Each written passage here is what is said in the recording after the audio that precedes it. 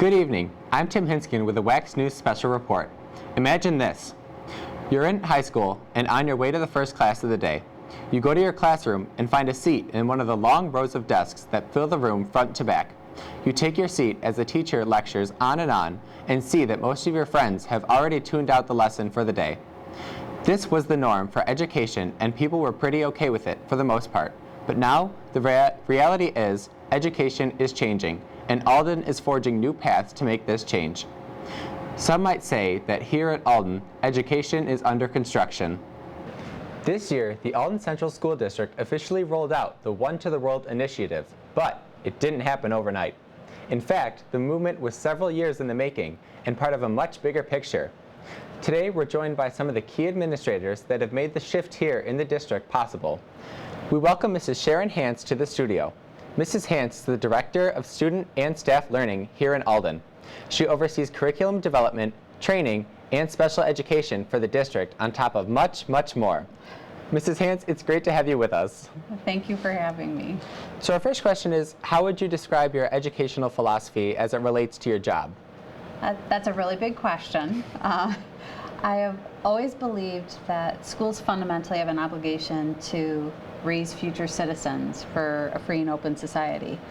How that relates to my job here in Alden is any professional learning we select and design, anytime we're creating plans for students, anytime that we're bringing in groups to construct strategic plans for things, in the back of my head is, why are we doing this and how does that contribute to that overall philosophy of raising future citizens?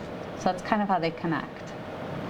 How is educational landscape changing, and in your opinion, what factors are contributing to the need for that change? There's some pretty monumental changes occurring in education that really mirror what's happening in the world at large. Having access to information 24 hours a day, 7 days a week, quality and quantity questions certainly arise. The advent of social media, connecting with people next door to you as well as across the globe from you. The amount of problem solving that employers are looking for in people rather than people who can simply follow a set of directions. They're looking for creative thinkers. All of those things are kind of working together and influence what's happening in education. Mrs. Hance, can you give viewers some insight on the overall vision of the One to World project? I think we're uniquely positioned here in the district in that each of the principals, Mr. Stoltman, you as students have articulated a lot of the vision. I think what's unique for us is thinking about what are those things that are specific human capacities that we have and how do we use those to deeply engage students in learning, and what does that look like for us? The things that I think families will be seeing, community members will be seeing, and that students are already seeing are things like our focus on skills. What are the skills students need? You know, humans are uniquely designed to be curious, to create, to initiate, to think across disciplines, and express empathy for one another. So those collaborative skills. We see tasks being redesigned, what we're asking students to do to demonstrate learning and to engage in the learning process is changing. Audience, who are students doing the learning for? In a typical traditional model, students learned because I as the teacher asked them to learn it. And now what we're really seeing is that students have the opportunity to reach beyond that limited audience of the teacher to their other classmates, to people in the community, to people in the world at large. And I think you all have provided many examples of that learning this year, whether it's going to the intermediate school to teach a lesson, or whether it's you all sharing through the news productions you do. So those are the shifts that One to the World is allowing us to engage in. One of the things that I think is important to note is that it's not about technology. It's about being deeply engaged in meaningful learning. And I think that's really the vision that we're putting forward with our students and our families. One of the best examples of change is, of course, the One to World initiative that is officially launched here at the high school. And while you probably heard a lot about it, it's more than just every student getting a computer. Here's a look at what One to the World looks like at the high school. I'm reporter Megan Harvey from Wax News with the One to the World initiative. The One to the World initiative is probably the most noticeable change we've seen with the new school year. It's responsible for bringing us the Surface Pros and the Atlas team. But most students only recognize it for those two things, when it really has a deeper meaning. For the most part, the One to the World initiative is about changing the classroom dynamics and the perspective of education, both from students and teachers alike. It stresses critical thinking, problem solving, and how students interact with the world around them. Not only is the One to the World initiative changing our students and our schools, in my perspective, it's changing students' entire futures and are giving them more opportunities than ever before. I sat down with Principal Kevin Ryan to figure out what One to the World really means and how it's changing Alden schools for the better. The One to the World initiative is a teaching and learning initiative. So now, instead of technology on a cart, students have their own personal computing device. Most schools that have gone one-to-one, as they like to call it, use either iPads or netbooks. The Surface Pros are much more powerful than that because they have their own operating device, operating system, and they offer the full suite of Office and the Creative Cloud, Adobe Creative Cloud. It's important to note that the Surface Pros aren't only new to the students, they're also new to the teachers as well. Learning and figuring out how to use these new devices as a class influences critical thinking and problem solving. They have the world at their fingertips. That's really where the term one to the world comes from, as opposed to just one-to-one. One-to-one is simply every student gets their own device. We believe education is more than that. It's every student has the ability to connect with the world at their fingertips every single day. It's way more than about technology, because technology constantly changes and will always constantly change. But the key is that we focus on what we can do to help our students prepare for the 21st century. It's no longer about what you know in terms of content, it's about what you can do with what you know, and developing great skills like the skill of collaboration, being able to work with others, the skill of critical thinking and problem solving, communication skills, being able to express your ideas, be a good listener in a group setting. Those are all critical skills that you'll need to be successful in the future, no matter what you do. And if all we do is teach you to memorize content, to take a test, then we're failing you. Our focus with the One to the World initiative is on teaching and learning and giving students greater ownership of their learning. We're shifting from teacher-centered education, right? The traditional desks in rows, students sit quietly and take notes while a teacher lectures. You take control as the student of your own learning. That will lead them to the passions that they have, the purposes that they have in life, and eventually a career. That's really the big shift that we're experiencing now here in Alden, away from teacher-centered learning and education to student-centered learning. The shift from the old-fashioned ways of the classroom to the new dynamics we're seeing now is something that's so important and that many people have waited a very long time for. The last 100 years, you look at things like cars and other technologies like phones, and all those things have changed dramatically. Schools have not changed, and it's time that they do. If we don't, again, we're not preparing students like yourself to succeed in the 21st century. As a student myself, I haven't heard anything negative about One to the World, and in fact, a lot of students really enjoy it. As Mr. Ryan said, students now have the world at their fingertips, and that is the most powerful educational tool any student could ever have. Any thought, feeling, question, opinion, it's all right there, which makes students more apt to share their own. It can help students figure out what they want to do in college, if they want to go to college, and what career they really want to pursue. I'm reporter Megan Harvey from Wax News.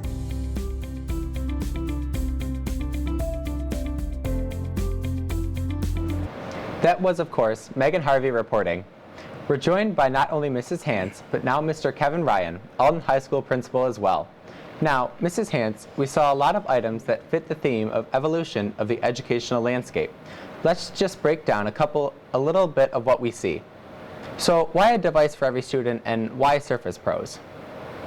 I think Mr. Ryan can address some of that. I think the opportunity to have your device in your hand driving your desires in terms of what you need to learn at that time are essential. I think why Surface Pros, we've had lots of conversations about why that advanced technology was essential. First and foremost, it's about learning and not technology. Right. As Mrs. Hance shared, and the understanding that learning is intensely personal, right? And so, in the past where we've had, computers on carts or computer labs, that's not a personal experience. You go there in a certain period, or you check out a laptop, it's not yours. With this initiative, we have the ability to allow every student to have their device, to take it home, to personalize it in terms of the operating system and the apps that you might use that will enhance your learning in a personal way, because your interests and passions may be different than anyone else's. And so that's the idea in terms of learning, as opposed to it being about technology. There's a quote that's been on my whiteboard since we started this initiative, and it says, we need to get instructional design right, because if we don't, technology will only enhance the speed and certainty of our failure. And again, it's not about reforming education, it's about transforming education. And so, talking to Mr. Rizzo, and he can share more about the technology piece as far as choosing the Surface Pro. Mm-hmm. But it's a unique device because, again, if you use tablets, okay, or if you use netbooks, they don't have the capacity of the Surface Pro. And it has an operating system that has such an immense capacity for the things that you can do with it, beyond just surfing the internet and finding information on the internet. So what we're doing here is, as we talked about, very bold, and we're proud. We're taking risks that others aren't taking, and we believe that it's worth the risk.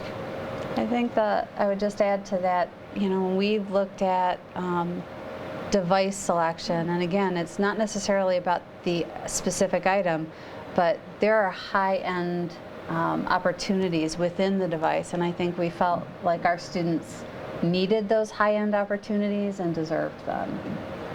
So, Mr. Ryan, how have you worked to ensure that the focus of One to World is on education rather than not just technology? So, and again, this goes back a number of years, as you mentioned. We started in terms of educating our staff, and the teachers have had the devices for a number of years now, and when we rolled those out to the teachers, we wanted to educate them about, again, this being a learning initiative and not a technology initiative, and we looked at different literature, including that of Alan November, who we're now all familiar with, who's been here at Alden. And he wrote an article called The $1,000 Pencil. And the premise of the article is simply this: if you can pass out technology to kids, but if you don't do anything fundamentally different, it's just substitution for a notebook. So whereas you might do things in writing, you can now do it digitally on a computer. That's not what we're trying to do. That's called substitution. As I said before, we're trying to transform education, and so our focus is on how learning will change. And Mrs. Hance alluded to it, moving away from teacher-centered learning, the stand and deliver, drill and kill, to student-directed learning, where you make choices about the passions that you have and the things that you want to learn. And I think that's one of the keys. And of course, as it's already been mentioned, we developed a vision and mission statement. And that's key because we can all use that as a touchstone for where we are and where we need to go. Teachers and Mr. Rizzo were part of developing that vision and mission statement, the CITLs, and that gives us direction for where we are and where we'd like to go. So how often do you hear concern from the parents that might not be able to envision what the school day looks like for their child? We're just at the point now where we're talking about educating parents, the school community, the community at large more about the shift that's happening. And I can't say that they've had, phone calls or complaints. But again, I think we need to continue to educate people about what we're doing and why we're doing it. And, we've done that through different things like working with our district student achievement team and sharing information with Board of Education members. We've, had screenings of the film Most Likely to Succeed. And all of those things will contribute to a better understanding of what we're doing and why we're doing it. But that is an ongoing process for all of us. The high school has definitely had a successful launch of their program, and Alden Middle School is close behind. In Megan's next segment, we're able to get a look at what it's like behind the scenes to gear up for a major change like this. Right now, the middle school's focus is to do just that. Let's see how they are preparing themselves and their students for a future in an enhanced learning environment. We all know at this point that education needs to change, and in that aspect, Alden School District is ahead of the curve. The Surface Pros in the high school, the Makerspace in the intermediate, and the Character Cafe in the primary have all shown to be steps in the right direction. The middle school, however, is currently making a name for itself in that regard, and the subtle yet significant changes that have been happening over the years speak louder than any one aspect of the school ever could. Middle school principal Mr. Stephen Smith has worked in education for nearly 20 years, but made the transition from elementary level education to middle school principal about 5 years ago. Because of his experience and unique perspective, Mr. Smith was the best person to have elaborate on the what, the how, and the why of educational development at Alden Middle. When I first started, everything was kind of teacher directed. Kids were sitting in rows, the teacher was in front of the class. There was very little group work, very little collaboration with the kids. And that was kind of something that I didn't see in the elementary world. There's not sitting in rows and desks. A lot of times kids are at the rug, they're in a circle. So coming from the elementary world to the secondary world, I was kind of taken back by that. A lot of the initiatives that the district kind of has put in place since I've been here kind of has started to push that collaborative classroom, student-based learning feel, and now we're starting to see that here in the middle school. Kids are sitting together, they're sitting at tables, they're sitting with a partner, teachers are walking around the room talking with the kids, and it's less of that teacher lecture, students sit and kind of do the work. While the overall dynamic of education is changing, technology is also taking its strides towards what it means to be a modern classroom in Alden Middle. Optional clubs like robotics and coding are now full 4-credit courses, and the Surface Pros are beginning to make their mark in the classroom, specifically through the current piloting of the Surfaces with the 6th graders, which is set to become a larger initiative in the near future. Because of this reasonably sudden transition, I decided to speak to a few teachers and get some perspective on how the Surfaces are shifting the dynamic of their classrooms.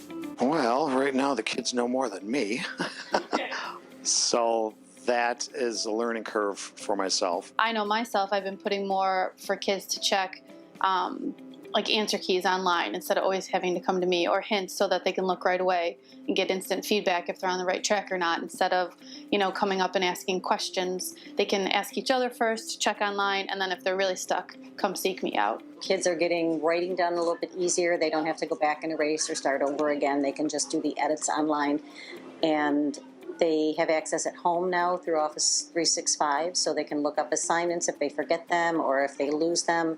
It's saved in the cloud, so it's less likely that they'll forget to save it because it automatically saves. Instead of asking one student a question in the class during a lesson, or asking the student with their hand raised, when I ask questions now, they all have to type their answers in, and they're all accountable for the learning that goes on in the classroom. Allow the students to drive more of the instruction as to what they want to learn.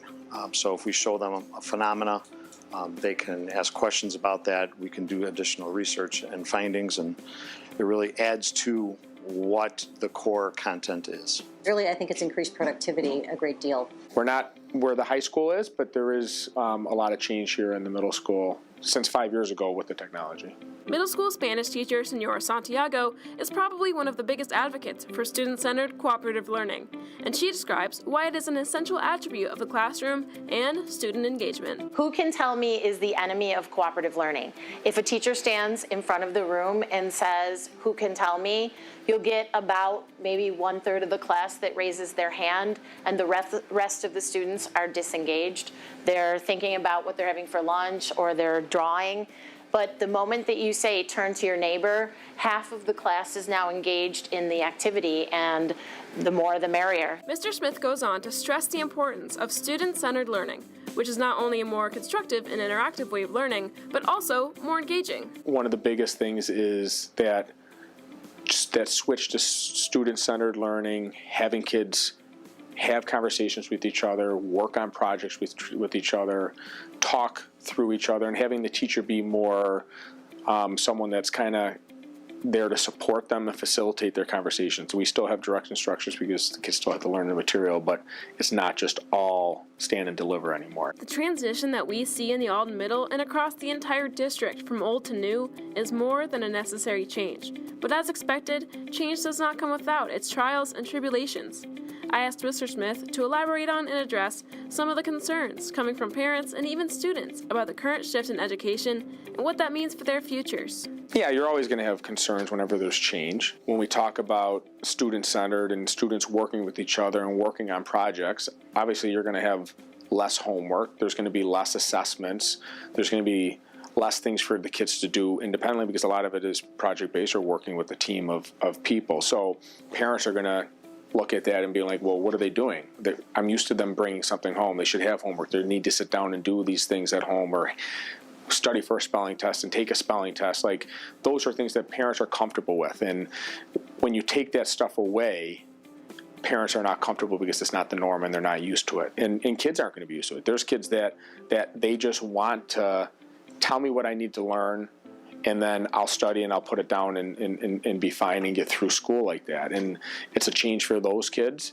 It's a change for the teachers to change how they teach and how they think about learning. And it's a change for the parents because they're not used to it because that's not how they were taught. It needs to change because when they get out of school, when these students leave the high school in 5 years and then graduate college in 9 to 12 years, they're going to be going into a workforce that is going to look different than it does now. That's that whole push of teacher-centered to student-centered and having kids working with each other and problem-solving with each other and realizing how to get through those hiccups and be successful. Yes, change is tough for everybody. There's always change, and time will ease some of those changes, and it will be the norm and not the new anymore. Now joining us in the studio is Mr. Steve Smith, Alden Middle School principal. This is sort of stepping back and looking at how the high school, and now your team too, has had to think about reinventing what the instructional day really looks like and all the considerations that come with a move like this. Mr. Smith, similar to what we discussed with Mr. Ryan, you spoke to the concern you see from parents about the way that their children are learning, specifically with regard to a lack of more traditional homework assignments coming home. So since the start of the middle school's one-to-one pilot programs, has there been any change in parent response to this? Very little, because our pilot program is really just a 6-week program, so these kids have had it for 6 weeks, and then a whole new crop of students have had that program or the Surface Pros for the next 6 weeks. So we really haven't heard much from the parents regarding that.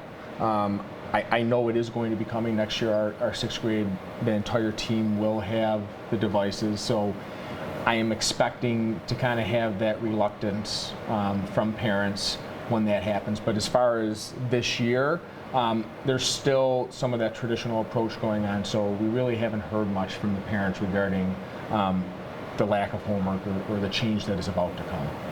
think another thing working in the middle school's favor is those 6th graders were 5th graders who participated this past school year with some device use in 5th grade. So it should help some. Yeah, so again, those parents next year that we have experienced it in 5th grade. So they've lived it this year. So a lot of the questions they have, I'm sure, were directed towards those 5th grade teachers. Yes, we're still going to have some concerned parents, and we're still going to have questions regarding the new approach that we have in the district, but it's going to be a little bit of an easier transition up to the middle school, I feel. What have been some of the hiccups, if you will, regarding the new technology? Well, I think one of my teachers said it best. It's the learning curve for the teachers. Students, they're familiar with the devices already. We have students that know more about the technology and the computers and the devices that are in 8th grade that don't even have a device than some of our staff, when our staff are using them as a resource. So I think the biggest hiccup or the biggest change that I think we've experienced with the pilot program has been the 6th grade teachers kind of adapting and learning on their own how to navigate using these devices, or how to navigate their learning and the students' learning when they have a classroom full of kids that have these devices. How do they change what they've always done on something that they're really not comfortable with? So that's what this year has been a lot of, and that was the purpose behind the pilot. Not so much what are the kids going to do, it was more having teachers work through the hiccups, so next year when they are able to implement it, they have a year under their belt figuring those things out. So kind of for both of you now, how does One2World in the middle school look compared to at the high school? So what are some of the similarities, and based on what you've seen so far, and what are some of the differences?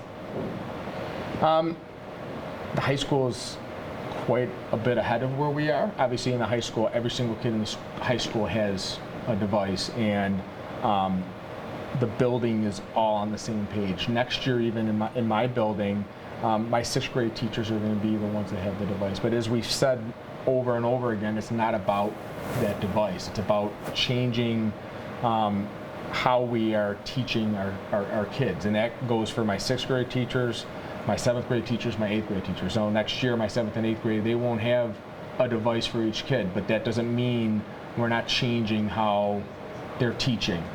It's really our focus and our push in the middle school has been switching, or we're getting away from the teacher-centered, going more to student-centered, whether it's working on projects and having some cross-curricular activities where maybe the ELA teacher and the social studies teachers are picking a project and they're working together on that, which is happening this year.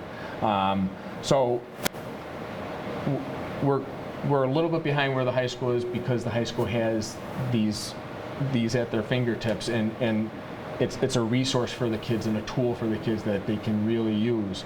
We don't have those tools, but it doesn't mean that we're not pushing ahead with our focus of some more project-based learning, some more student-centered on learning, and giving kids opportunities to kind of share their voice and be creative with some projects that they're doing. I think that is a key that you'll see, not only a similarity between the middle and the high school, but across the district is that idea of students deeply engaged in their own learning and sharing beyond the teacher, but with other classmates, other classes. Again, across the district, we've seen some of that. And I think that that's a big similarity that has very little to do with a specific device and a great deal to do with the philosophy that we're transforming teaching and learning. The device is just a tool. Thank you, Mr. Smith. As we work our way through the district, our next stop is Alden Intermediate. This next segment is about how students there are preparing for the real work environment. Do you remember intermediate school? Remember being inspired, motivated, and creative? Yes? Maybe? Remember the golden days of learning how to engineer, construct, and program? No? Not even coding? Well, okay, maybe you don't, but the students at Alden Intermediate School sure do. The new Makerspace at the Intermediate teaches students all of this and more. I asked Principal John Mikulski to explain the Makerspace and how it changes students' lives for the better. The Makerspace is a place in our building that encourages kids to be creative, to explore, and to be problem solvers. It's a space that has not previously been used in a number of years with students.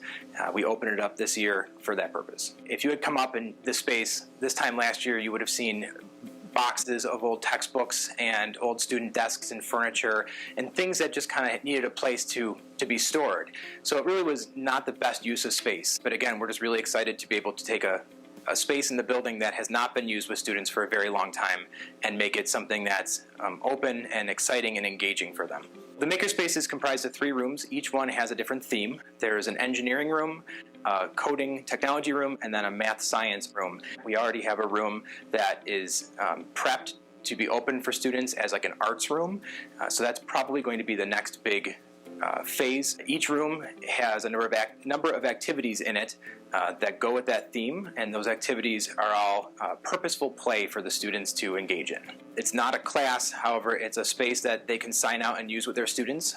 It might be a good alternative for taking the kids outside now that the weather is getting colder. They can use it for free time, or some of the teachers are also incorporating it into some of the other activities they have in class and making it like a rotational basis that they come down for. There's a huge shift in what we expect students to be able to do in schools. And more, it's not about what they can remember, it's about what they can do and what they can problem solve and what they can think through. So this space absolutely lets them have an opportunity to practice those kinds of skills that we're seeing more and more, not only in school, but in the workplace. So it really is getting them ready for those big things they're going to have to do as they continue to grow up and eventually graduate and become successful. The things that are happening, for example, at the Innovation Lab at the high school maybe wouldn't be appropriate to do down here. And similarly, there started a coding program at the middle school. We know those things are coming, so we really wanted to develop something that would scaffold into that was still developmentally appropriate for kids at this age, and I think the Makerspace does that. As a school and as a district, we're constantly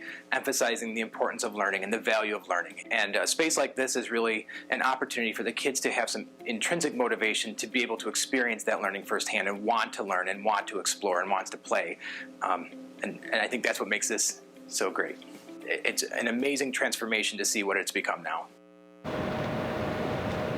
Mr. Mikulski has had a huge hand in being an advocate for the use of hands-on, interactive, purposeful play, and does an amazing job of encouraging its use in tandem with their students' day-to-day education.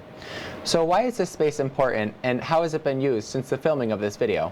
So the Makerspace continues to be a very active space in the intermediate school where students are brought up there throughout the school day by their teachers. But another thing that has been happening since this video was filmed is it really has become a destination for other people who are coming into our building to work with students. So for example, we had some students recently from Alden High School who developed their own math-based challenge and then incorporated it into the Makerspace, and they came over and they worked with some of our 3rd grade students to implement that challenge. Similarly, we had a similar circumstance where some students from UB, engineering students at UB, actually came over and designed robotic cars that measure velocity and speed, and then they did interactive challenge activities with our entire 5th grade for the year. So it really has become kind of a central place where these ideas of creative problem solving and exploration happen in the building. So, Mr. Mikulski, since the creation of the Makerspace, have you and the teachers had any difficulty keeping students on task or using the space to their advantage?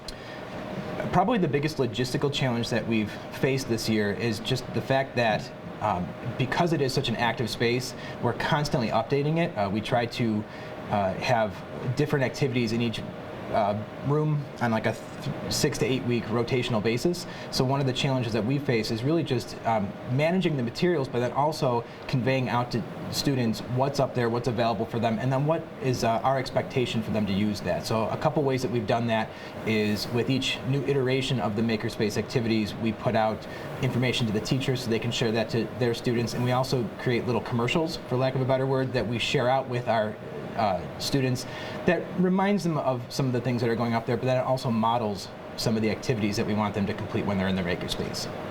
So, Mrs. Hans, have you seen any change with the teachers in the building as well? I think definitely those same types of transformations are occurring at the intermediate school, as in the middle, as in the primary, as in the high school. I think one of the things that the intermediate school is really keenly tapped into is that sense of curiosity.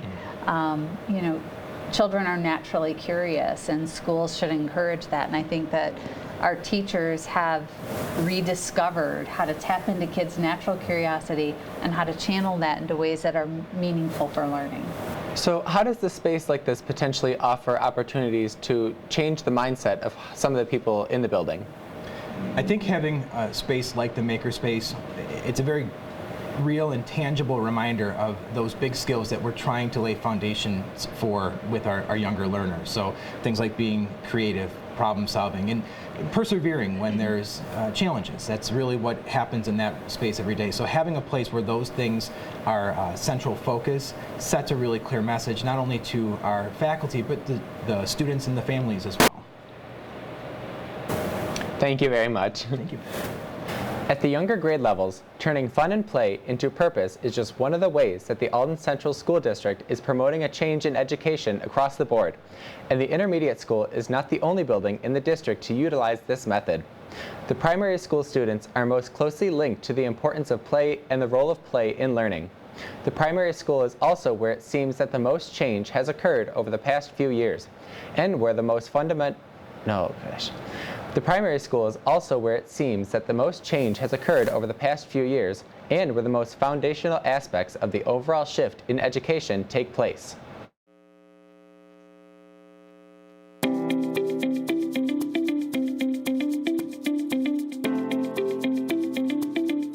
For us at the high school, kindergarten is a whole world away, considering most of us only have a small bit of memory from it.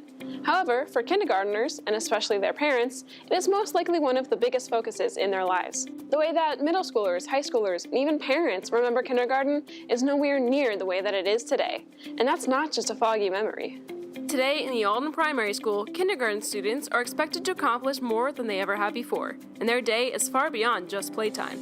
Primary school principal Michael Stepnick was more than willing to open a dialogue with me about his experience in education and what changes have altered kindergarten over recent years. I started out actually in this building in the primary school, and I was a long-term sub in first grade, and I was a long-term sub in second grade. And at the time, there was a full-time position that opened up in the intermediate school. Being back here this year and now kind of refreshing myself on some of the things that I enjoyed the most about this building, it's been really nice. The amount of things that our kindergartners are expected to do is really no different than any other student in the building. So that says a lot about the expectations that we kind of hold them to. There's just so much to pack into a day. The teachers are just, there's constantly one more thing that they could be working on. And I think our staff does a great job at, trying to maximize the time they have here with the kids while ensuring that they're not burning them out. There's no nap time anymore. That maybe they can get a quick rest time in. We might have a rest and digest while they're listening to a story. But they don't have a lot of opportunities to just kind of not be busy. To gain perspective from someone even further involved with the day-to-day kindergarten experience, I asked Ms. Joanne Pletcher, a kindergarten teacher of 9 years and a first grade teacher of 20, to give me her thoughts about the changes she's noticed throughout her years of teaching. I've actually been teaching more in kindergarten than I ever taught all those years in first grade. The children are expected to know so much more. Kindergarten is not like it used to be, where you'd have a nap time and story time and things like that, and you play for socialization. We still incorporate those things, but it's just a very tiny piece of the kindergarten day. Our students are tired when they go home at the end of the day. They're exhausted because their brains have been turned on for 6 straight hours, and that's a lot to ask of a 5-year-old. So, with such a dramatic transformation of the kindergarten experience, it can be overwhelming to think that their day is so much more geared toward productivity and not the laid-back, daycare-like times that many of us remember. However, there are many ways teachers ensure that their students stay active, focused, and excited to learn throughout the day. Methods of which Mr. Stepnick continues to explain. Kindergarten is no different than first or second grade. They are, their day starts the same time that everybody else's day starts. They are working all day long. Our teachers understand that 5- and 6-year-olds and some 4-year-olds, they do need frequent opportunities to kind of take a brain break, to move to a different place, to not keep them sitting in one spot too long. A lot of times you'll see our kindergarten teachers taking the kids out into the commons area to work, or some of the teachers that have shared classrooms will take them back and forth between rooms for different stations. A lot of small chunks of instruction, a lot of movement, a lot of small group to kind of hold their attention, and just kind of keep them on their toes with fun and engaging and hands-on things that they can really kind of show their curiosity, and they can kind of take advantage of that curiosity that they have. And taking advantage of student curiosity is not an unfamiliar concept to the Alden Central School District in the slightest. Intrinsic motivation is emphasized throughout all grade levels, and because of this nuance, the importance of implementing that approach at a young age is even more crucial. I think our kindergartners, they ask more questions than anybody else. They come to school wanting to learn more than anybody else.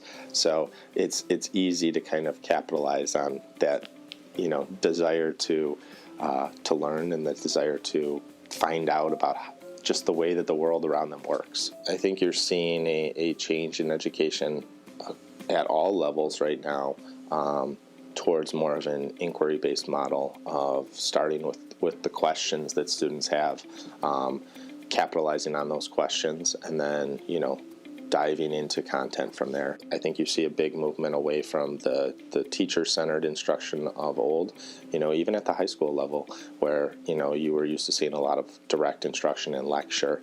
I think teachers are trying to be more creative about, cooperative groupings and using some guiding questions to kind of structure their lessons. To put it simply, school is changing. And not only is it up to us, the students, to embrace that change, but it is also the responsibility of our administrators, teachers, and even parents to have a positive perspective on this modern approach to education.